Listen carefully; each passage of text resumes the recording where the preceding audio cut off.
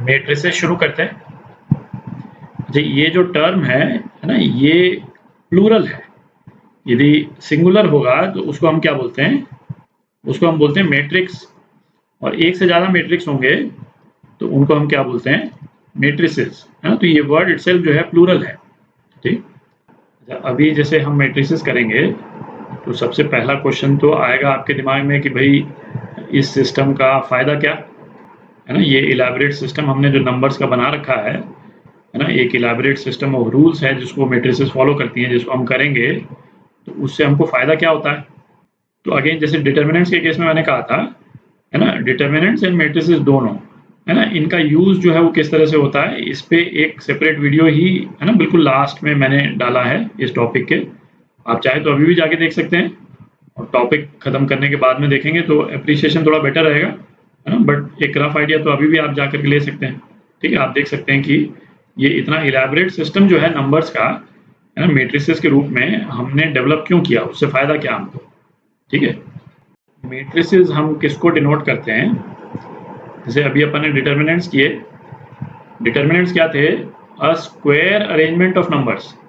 ये अपन ने बिल्कुल शुरू में डिटर्मिनेंट्स का डिस्क्रिप्शन देखा था कि क्या है, square arrangement of numbers which has a value, है ना। किसी भी डिटर्मिनेंट की एक पर्टिकुलर वैल्यू होती है। और स्क्वायर अरेंजमेंट का मतलब क्या हो गया भाई, जितने डिटर्मिनेंट थे उसमें रो और कॉलम सेम ही होते थे, है ना। डिटर्मिनेंट जो है वो या तो 2/2 होगा या 3/3 होगा, ठीक है। और जब ऑर्डर लिखना होता था डिटर्मिनेंट को तो हम 2/2 को हम क्या लिख देते थे? सेकेंड ऑर्डर, ठीक है। ये बताने की जरूरत नहीं है कि रो या कॉलम कितने हैं, क्योंकि वो दोनों बराबर ही होते थे। 3/3 डिटर्मिनेंट को हम बोलते थे थर्ड ऑर्डर का डिटर्मिनेंट है, ठीक है। इस तरह से उसके ऑर्डर को हम डिस्क्राइब करते थे। अच्छा, और दूसरा क्या, कोई भी डिटर्मिनेंट एक नंबर को रिप्रेजेंट करता है ना। हर एक डिटर्मिनेंट की एक वैल्यू होती है, 2 होगा, 4 होगा, कुछ भी, है ना। एक वैल्यू होती है डिटर्मिनेंट की। दूसरी तरफ मैट्रिसेस क्या है? एक रेक्टेंगुलर अरेंजमेंट ऑफ नंबर्स है, ठीक है। और रेक्टेंगुलर का क्या मतलब हुआ अभी देखेंगे। और मेन चीज क्या है, it does not have a value. वो जो नंबर्स का अरेंजमेंट है उसका कोई रिजल्ट नहीं है, वो केवल एक पर्टिकुलर तरीका है नंबर्स को अरेंज करने का, जो हमने डिवाइस किया, जिससे हमको कुछ तरह के मैथमेटिकल जो ऑपरेशंस हैं और चीज़ों को सॉल्व करने में हमको आसानी रहती है, ठीक है। पर मैट्रिक्स का इन इटसेल्फ कोई वैल्यू नहीं है, जैसे डिटर्मिनेंट का होता था, ठीक। तो किसी भी मैट्रिक्स को हम लिखते कैसे हैं? एक कैपिटल लेटर से डिनोट करते हैं, ठीक है। और उसके रोज और कॉलम जो हैं वो इस तरह से साइड में ए एम क्रॉस एन, है ना, इस तरह से करके लिखते हैं। तो यदि सपोज हमने ए 3x2 लिखा, इसका मतलब क्या हुआ, ये पहला नंबर क्या डिनोट करता है? रो डिनोट करता है। और दूसरा नंबर क्या डिनोट करता है? कॉलम डिनोट करता है, ठीक है। तो इस वाले मैट्रिक्स में 3 रोज हैं और 2 कॉलम हैं, ठीक है। अच्छा, और यदि 3/2 एक कोई मैट्रिक्स में जनरल लिखना चाहूँ तो किस तरह से लिखते हैं? ये जो स्क्वायर ब्रैकेट्स हैं उसमें डालते हैं अपन मैट्रिक्स को।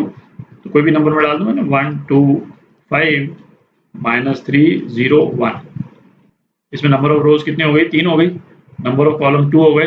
तो ये जो है वो एक 3/2 मैट्रिक्स है, ठीक है।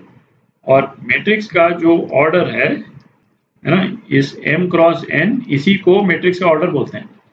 जैसे डिटर्मिनेंट में हम केवल एक सिंगल नंबर यूज करते थे, सेकेंड ऑर्डर, थर्ड ऑर्डर, क्योंकि वो एक स्क्वायर अरेंजमेंट होता था, है ना। ये स्क्वायर अरेंजमेंट होना जरूरी नहीं। अच्छा, इसको देख करके आपको क्लियर भी हो गया होगा क्यों हम इसको रेक्टेंगुलर अरेंजमेंट बोल रहे हैं, क्योंकि रोज और कॉलम का सेम होना जरूरी नहीं है। तो ये आप देख सकते हैं, ये एक फॉर्म ऑफ रेक्टेंगल हो गया, ठीक है। कोई मैट्रिक्स यदि 1x3 है तो इसका क्या मतलब निकला? एक रो है और 3 कॉलम, है ना। तो ये मैट्रिक्स जो है कुछ इस फॉर्म की हो सकती है, 1 0 -2, ठीक है। इस मैट्रिक्स का ऑर्डर क्या है? 1x3। अच्छा, अब जो मैट्रिक्स में जो अलग अलग पॉइंट्स पे जो वैल्यूज हैं, है ना, जैसे 1 -3 2 0, इनको हम क्या बोलते हैं? इनको हम क्या बोलते हैं? इनको हम बोलते हैं एलिमेंट्स। डिटर्मिनेंट्स में भी हम एलिमेंट्स ही वर्ड यूज़ करते थे, है ना। यहाँ पे भी एलिमेंट वर्ड यूज़ करते हैं। और इसको हम डिनोट कैसे करते हैं, किसी भी एलिमेंट को स्मॉल लेटर से AIJ, और IJ क्या है, ये उसका एलिमेंट का पोजीशन डिनोट करता है, ठीक है, मैट्रिक्स में। जैसे इसी वाली मैट्रिक्स को एलिमेंट्स के फॉर्म में यदि मैं लिखूं तो किस तरह से लिख सकते हैं, है ना, एग्जैक्टली जैसे डिटरमिनेंट्स के केस में अपन ने किया था, है ना। फर्स्ट रो फर्स्ट कॉलम, तो ये A11 एलिमेंट है, फर्स्ट रो सेकंड कॉलम ये 1 2 है, ये 2 1 है, ये 3 1 है, ये 2 2 और ये 3 2, ठीक है। और इस मैट्रिक्स को जनरल फॉर्म में हम कैसे लिख सकते हैं, A32 इज इक्वल टू, है ना, इस AIJ को हम स्क्वायर ब्रैकेट, ये नोटेशन है, इसको स्क्वायर ब्रैकेट में डाल करके हम 3 क्रॉस 2, ठीक है, बेसिकली I क्रॉस J का जो भी वैल्यू है ना, वो हमने यहाँ पे लिख दिया। ये मैट्रिक्स को डिनोट करने के दो तरीके हो गए, दोनों एक ही चीज है ना। या तो ऐसे डिनोट कर सकते हैं हम मैट्रिक्स को, या ऐसे डिनोट कर सकते हैं, ठीक है। अच्छा, तो मैट्रिसेस में जो एलिमेंट्स को हम किस तरह से अरेंज करते हैं, मैट्रिसेस का ऑर्डर कैसे होता है, वो तो हमने देख लिया, ठीक है। स्क्वायर ब्रैकेट्स में हमने एलिमेंट्स को अरेंज कर दिया। अच्छा, ये एलिमेंट्स जो है वो नंबर्स भी हो सकते हैं, वेरिएबल्स भी हो सकते हैं। यहाँ 0 की जगह जो है ना, x भी हो सकता था, यहाँ y भी हो सकता था, यहाँ पे y स्क्वायर भी हो सकता है ना, वेरिएबल्स भी हो सकते हैं। अच्छा, ये चीज़ हम ध्यान में रखें कि भाई ये जो अरेंजमेंट है वो किसी नंबर को तो डिनोट कर नहीं रहा है, केवल ये एक अरेंजमेंट है, ठीक है। तो अब इस अरेंजमेंट से लेकर के पूरा सिस्टम ही हमको डेवलप करना है। तो पहले तो अभी क्या देखेंगे हम, है ना, मैट्रिसेस से रिलेटेड ढेर सारी डेफिनेशंस हैं, है ना। तो उन सभी डेफिनेशन से आपको फैमिलियरिटी होनी चाहिए। अलग अलग तरह की मैट्रिसेस हैं, तो आपको फैमिलियरिटी होनी चाहिए कि भाई मैट्रिसेस जो हैं वो किस किस तरह से डिस्क्राइब्ड है, ठीक है। क्योंकि उन्हीं के बेसिस पे फिर हम जो मैट्रिसेस से रिलेटेड जो मैथमेटिकल ऑपरेशंस हैं, है ना, उनको देखेंगे। क्योंकि भाई ये नंबर तो है ही नहीं, अगेन मैं बार बार यही बोल रहा हूँ, ये तो केवल एक अरेंजमेंट है नंबर्स का। तो अब हमको मैट्रिसेस को सपोज ऐड करना है, तो मैट्रिसेस का एडिशन जो है वो कैसे होता है, सब्ट्रैक्ट करना है तो वो कैसे होगा, दो मैट्रिसेस को मल्टीप्लाई करना है तो वो कैसे होगा, है ना। यदि तो ये नंबर होता तो ये सब अलग से पढ़ने की जरूरत नहीं पड़ती। भाई जैसे डिटर्मिनेंट है, दो डिटर्मिनेंट को हम यदि मल्टीप्लाई करते हैं, डिटर्मिनेंट A और डिटर्मिनेंट B, तो क्या है भाई, इनका जो वैल्यू, पहला डिटर्मिनेंट का वैल्यू सपोज 3 है और दूसरे का -5 है, तो हमको कुछ अलग से पढ़ने की जरूरत ही नहीं। हमको मालूम है कि इनका मल्टीप्लिकेशन क्या होगा, -15 हो जाएगा, ठीक है। मैट्रिसेस के केस में ऐसा नहीं है, दो मैट्रिसेस A क्रॉस B, ये भी जो है वो नंबर नहीं है और ये भी नंबर नहीं है, ठीक है। तो ये सारी चीजें हम देखेंगे कि हम किस तरह से अलग अलग तरह के ऑपरेशंस करते हैं मैट्रिसेस पे। तो डेफिनेशन से शुरू करते हैं। तो रो मैट्रिक्स क्या हुई कि A m cross n where m is less than n, मतलब रो मैट्रिक्स में क्या होगा कि रोज ज्यादा लंबी होंगी, ठीक है। तो कोई भी मैट्रिक्स जो है वो जैसे 2 क्रॉस 4, तो इस मैट्रिक्स को यदि हम बनाते हैं तो 1 2 0 3 -1 5 3 2, आप देख रहे हैं रोज जो है वो लंबी है, m लेस देन n, है ना, इसको हम बोलते हैं रो मैट्रिक्स। नेक्स्ट वैरायटी देखते हैं, इसको मैं यहाँ लिख ही देता हूँ, रो मैट्रिक्स। दूसरी क्या हुई, कॉलम मैट्रिक्स, है ना, इसका रिवर्स ही हो गया एक तरह से, A m cross n where m is greater than n, column लंबा होगा, है ना, कॉलम मैट्रिक्स में कॉलम लंबा होगा। तो अगेन, है ना, 4 क्रॉस 2 ही ले लेते हैं, तो ये वाली जो मैट्रिक्स है वो किस टाइप की हो जाएगी, 4 रोज हैं, है ना, 0 -2 1 2 एंड 1 2 3 4, ठीक है। तो 4 रोज हैं, 2 कॉलम हैं, तो कॉलम लंबे हैं, कॉलम ज्यादा नहीं है, कॉलम लंबे हैं, ठीक है। तो मतलब देखने से कॉलम जैसा लगता है, तो ये कॉलम मैट्रिक्स हो गई। ये मेरे ख्याल से मैंने अभी तक मेंशन नहीं किया, मैट्रिसेस को जब अपन डिनोट करते हैं तो डिटर्मिनेंट के केस में तो स्ट्रेट लाइन यूज करते थे, इस तरह से स्ट्रेट लाइन, और उनके बीच में हम नंबर्स लिखते थे, है ना, 5 3 2 1 जो भी है। मैट्रिसेस में ये स्क्वायर ब्रैकेट्स हम यूज करते हैं, ठीक है। दो तरीके हैं एक्चुअली, या तो स्क्वायर ब्रैकेट यूज करें, बट और कई जगहों पे आपको इस तरह के कर्ली ब्रैकेट्स भी मिलेंगे, है ना। इस तरह से भी मैट्रिक्स को, सेम मैट्रिक्स को यदि हमको बनाना हो, ये इसी वाले को 0 1 -2 2 1 3 2 4, है ना, इस तरह से भी लिखते हैं। ठीक है, ये दोनों सेम ही चीज है, पर हम जो है वो स्क्वायर ब्रैकेट्स यूज करेंगे। ठीक है, नेक्स्ट टाइप देखते हैं। तो जीरो मैट्रिक्स और नल मैट्रिक्स। ठीक है, तो क्या matrix whose each element is zero. तो जैसे ये जो रो मैट्रिक्स जो हमने बनाई है ना, ए 2 क्रॉस 4 की, यदि ये नल मैट्रिक्स होती तो इसके एलिमेंट जो है वो क्या हो जाते, 0 0 0 0 0 0 0 0, है ना, ये एलिमेंट हो जाते हैं इसके। और इसको हम डिनोट किस तरह से करते हैं, इसको एक कैपिटल O से भी डिनोट करते हैं। ठीक है, और जैसे ये जो कॉलम मैट्रिक्स जो हमने बनाई है ना, ये यदि नल मैट्रिक्स भी होती तो इसके एलिमेंट जो है वो क्या हो जाते, 0 0 0 0 0 0 0 0, सारे एलिमेंट 0 हो जाएंगे। ठीक है, नेक्स्ट टाइप देखते हैं। नेक्स्ट हो गया square matrix, A m cross n where m is equal to n, है ना, नाम ही सजेस्ट कर रहा है कि जितने रोज हैं उतने ही कॉलम होंगे। तो ये मैट्रिक्स जो है वो किस टाइप की हो जाएंगी, है ना, a 2x2, है ना, या a 3x3 4x4। ठीक है, और यदि 3x3 मैट्रिक्स हम बनाएं तो किस टाइप से बन जाएगी, है ना, 1 3 0 -1 5 6 1 0 -2। ठीक है, जितने रोज हैं उतने ही कॉलम हैं, है ना। इस तरह के मैट्रिक्स को हम स्क्वायर मैट्रिक्स बोलते हैं। अच्छा, स्क्वायर मैट्रिक्स जो है ना, वो काफ़ी इम्पोर्टेंट है। तो और मैट्रिक्स से रिलेटेड कई डेफिनेशन जो हैं वो स्क्वायर मैट्रिक्स के रेफरेंस में ही डिफाइंड है।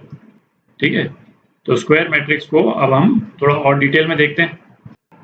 तो अब अपन जितने डेफिनेशन देखेंगे वो सब स्क्वायर मैट्रिक्स के कंटेक्स्ट में देख रहे हैं। ठीक है, तो मैट्रिक्स है ना, मैट्रिक्स वर्ड यूज कर रहे हैं अपन, तो स्क्वायर मैट्रिक्स के लिए यूज कर रहे हैं। Matrix with all positive elements is called positive matrix.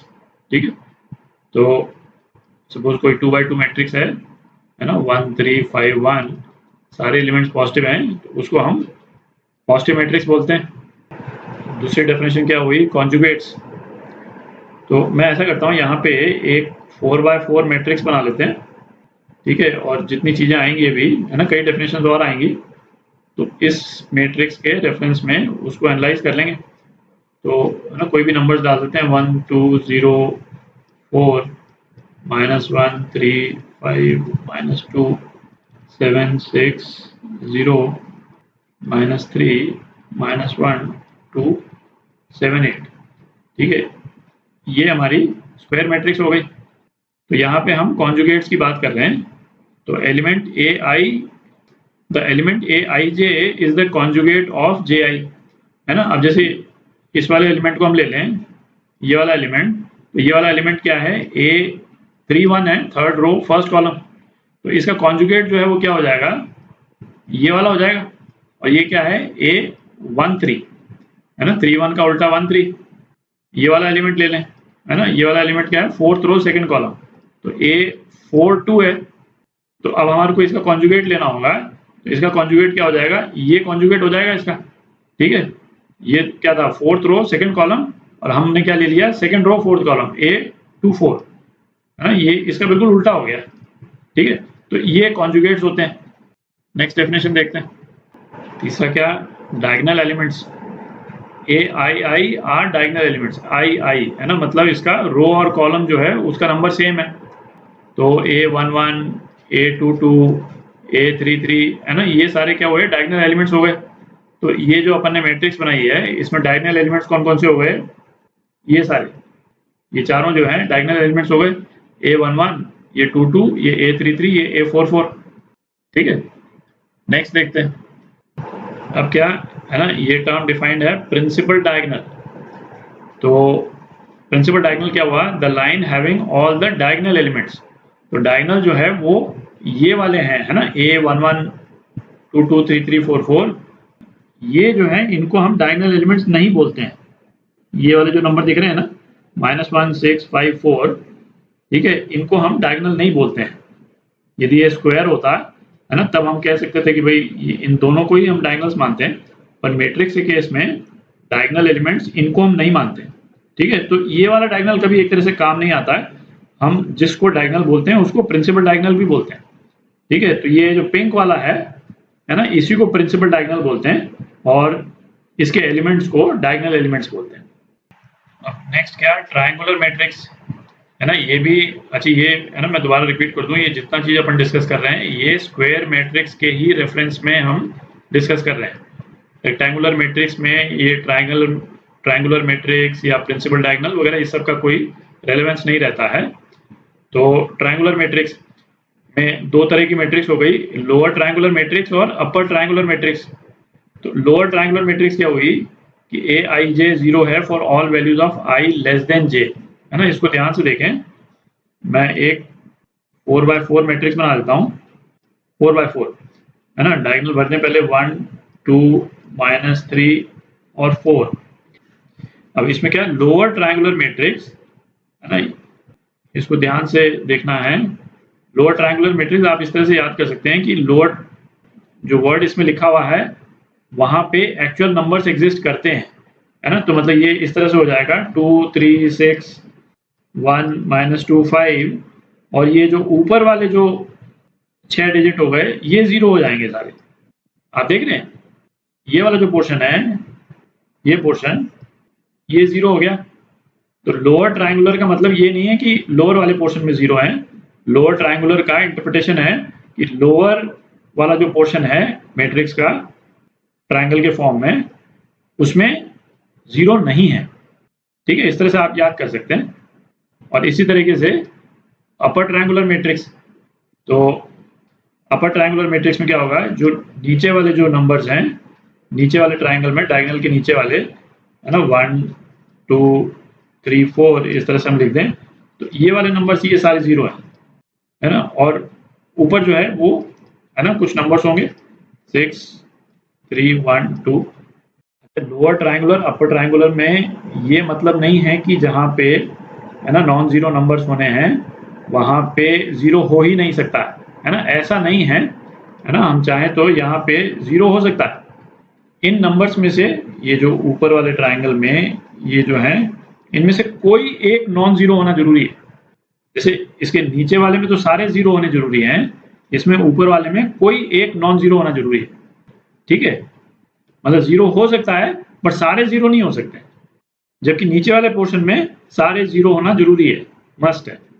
ठीक है, अच्छा अब क्या, डायगोनल मैट्रिक्स। तो जैसे अपर और लोअर ट्रायंगुलर मैट्रिक्स में तो मैट्रिक्स का एक पर्टिकुलर पार्ट ही 0 होता था। डायगोनल मैट्रिक्स में डायगोनल को छोड़ करके बाकी पूरा मैट्रिक्स 0 है। ठीक है, तो चूंकि यहाँ पे चलिए फ्रेश लिख देते हैं, है ना। तो और डायगोनल में ऐसा नहीं है कि 0 नहीं हो सकता है, अगेन, है ना, डायगोनल में भी 0 हो सकता है, 1 0, पर सारे 0 नहीं हो सकते हैं। सारे 0 होंगे तो फिर तो नल मैट्रिक्स हो जाएगा ना। ठीक है, तो 1 0 3 -1 ये हमने डायगोनल कर दिया। और डायगोनल मैट्रिक्स में क्या है, बाकी सारे 0 हैं, बाकी सारे 0 हैं ये। ठीक है, तो ये तो हो गया डायगोनल मैट्रिक्स। अच्छा, अब इसमें दो सब टाइप्स डिफाइंड हैं, एक स्केलर मैट्रिक्स और एक आइडेंटिटी मैट्रिक्स। ठीक है, यदि तो ये डायगोनल के सारे एलिमेंट सेम है ना, a नॉट इक्वल टू 0, कोई भी एक वैल्यू है a की, मैं यहाँ पे a ही लिख देता हूँ, है ना, सेम है। यदि ये आइडेंटिकल हैं ये चारों के चारों एलिमेंट्स, है ना, तब ये क्या हो गया, स्केलर मैट्रिक्स हो गया। क्या है, स्केलर मैट्रिक्स। ठीक है, और यदि ये चारों एलिमेंट्स यदि 1 हो गए, है कि नहीं, 1 1 1 और 1, है ना, मैट्रिक्स यदि इस तरह का हो जाता है, ये क्या है, आइडेंटिटी मैट्रिक्स। यहाँ एक और आएगा, है ना, आइडेंटिटी मैट्रिक्स। तो ये आपको लग रहा होगा अभी कि जैसे, है ना, हमने लोअर ट्रायंगुलर मैट्रिक्स 0 डाल करके, फिर, है ना, किसी दूसरे पोर्शन में 0 डाल के, फिर, है ना, पूरे मैट्रिक्स में 0 डाला केवल डायगोनल छोड़ करके, इससे मतलब क्या निकल के क्या आ रहा है, मतलब इसको करने का फायदा क्या है।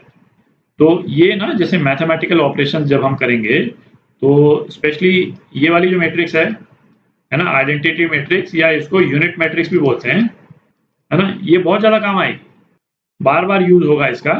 ठीक है, मैट्रिक्स के जो मैथमेटिकल मैनिपुलेशंस हैं, है ना, उसमें ये बहुत यूज होती है। तो इसीलिए सेपरेटली इसको कंस्ट्रक्ट करके और डिफाइन किया हुआ है, इसका एक नाम ही दिया हुआ। बार बार आएगा, आइडेंटिटी मैट्रिक्स से मल्टीप्लाई कर दिया, ऐड कर दिया, कुछ कर दिया, है ना। तो इसको अलग से डिफाइन करने का पर्पज ये है। अच्छा, अब क्या डिटर्मिनेंट ऑफ मैट्रिक्स, मतलब जैसे कोई भी मैट्रिक्स है, सपोज एक छोटी मैट्रिक्स लेते हैं 2x2 की, है ना, 1 2 1 और 6, ठीक है। तो डिटर्मिनेंट ऑफ मैट्रिक्स वो क्या हो जाएगा, उसको लिखते किस तरह से हैं, या तो हम लिखेंगे इसको, है ना, डिटरमिनेंट DTA, और या फिर हम इसको लिखेंगे, है ना, ये सिंगल लाइंस के बीच में हम डाल दें, तो ये मैट्रिक्स का डिटर्मिनेंट है, ठीक है। और ऑब्वियसली चूंकि ये डिटर्मिनेंट है तो इसकी वैल्यू जरूर होगी। तो ये क्या हो जाएगा, ये बेसिकली ये मैट्रिक्स के जो एलिमेंट हैं डिटर्मिनेंट फॉर्म में हमने लिख दिए, ये लिख दिया, है ना। अब स्क्वायर ब्रैकेट में नहीं डाल रहे हैं, और इसकी तो वैल्यू हो जाएगी, है ना। इस डिटर्मिनेंट को हम खोल देंगे तो क्या आ जाएगा, 6 - 2 4 आ जाएगा, ठीक है। तो अब क्या, दो तरह की मैट्रिक्सेस हमने डिफाइन की हैं। एक तो सिंगुलर मैट्रिक्स, सिंगुलर मैट्रिक्स वो हो गई जहां पे उस मैट्रिक्स का जो डिटर्मिनेंट है, मैट्रिक्स की वैल्यू नहीं, है ना, मैट्रिक्स की तो कोई वैल्यू होती नहीं है, मैट्रिक्स के डिटर्मिनेंट की वैल्यू जो है यदि 0 है तो वो क्या हो गया, सिंगुलर मैट्रिक्स हो गया, ठीक है। और नॉन सिंगुलर मैट्रिक्स क्या हो गया भाई, जिसकी डिटर्मिनेंट की वैल्यू 0 नहीं है वो नॉन सिंगुलर हो गया, ठीक है। कि इसमें मतलब ये लास्ट डेफिनेशन ही हो गई, है ना, trace of matrix. Trace of matrix, इसको T से भी डिनोट करते हैं। तो ये क्या है, बेसिकली डायगोनल एलिमेंट्स का सम है, ठीक है। तो ये वाली जो मैट्रिक्स हमने लिखी, इस मैट्रिक्स को A बोल देता हूँ, इस मैट्रिक्स का जो ट्रेस है T, वो क्या हो जाएगा, 1 + 3 + 0 + 8, है ना। डायगोनल एलिमेंट्स को हमने ऐड कर दिया, तो ये कितना हो गया, 12। तो इस मैट्रिक्स का ट्रेस जो है वो 12 है। कहाँ यूज होगा, कैसे यूज होगा, ये तो अभी देखेंगे अपन जब मैथमेटिकल मैनिपुलेशंस करेंगे मैट्रिक्स को लेकर के।